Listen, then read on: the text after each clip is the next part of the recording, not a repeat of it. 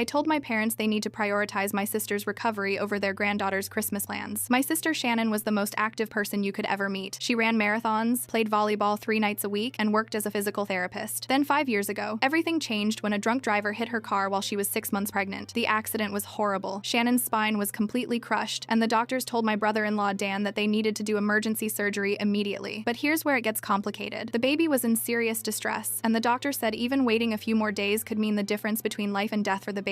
Dan had to make an impossible choice: wait on Shannon's surgery to give the baby better chances, or operate immediately and risk losing the baby. He chose to wait. Shannon was stable, so they delayed her spinal surgery for 11 days until they could deliver the baby safely. Those 11 days changed everything. By the time they finally operated on Shannon's spine, the damage was too severe. She's been paralyzed from the waist down ever since. The doctors said if they'd operated immediately, she might have had a chance to walk again. Shannon never forgave Dan for that decision. She blamed him for choosing the baby over her. And honestly, I kind of understood why she felt that way. She went from being this super active, independent person to needing help with everything. She told me multiple times that she'd rather be dead than live like this. The divorce was brutal. Shannon was so depressed and angry that the court gave Dan full custody of their daughter Ellie. Shannon hasn't seen or spoken to her own kid in 5 years. She moved in with our parents and basically shut down completely. It's taken years of therapy and medical appointments, but Shannon finally started getting her life back. She has her own apartment now, she's driving again, and she even got a part-time job doing phone consultations. For the first time since the accident, she stopped talking about wanting to die. So yesterday at brunch, my parents casually mentioned that they invited Dan and Ellie over for Christmas dinner. They wanted to surprise Shannon and thought this would be the perfect time for a reunion. I could see the panic in Shannon's eyes immediately. She started shaking and said, "You can't just force this. I'm not ready. I'm still working on myself." Then she grabbed her keys and left. We haven't heard from her since. My parents were sitting there complaining about Shannon overreacting, and that's when I lost it. I told them they were completely wrong and that they need to focus on Shannon's recovery, not playing happy family with a granddaughter who doesn't even know them. I explained that Ellie has Dan's whole family to spend Christmas with. She's well adjusted and happy, but Shannon only has us, and this surprise could set her back months in therapy. This was supposed to be her first good Christmas since the accident. My parents got mad and said I was heartless for not prioritizing a child at Christmas. They're threatening to just have Christmas with Dan and Ellie instead of us. My brother called Dan, and it turns out he didn't even know Shannon would be there. He said he's not comfortable springing this on either of them. Now my parents are furious at all of us for ruining their reunion fantasy, but Shannon's mental health is more important than their Christmas wishes.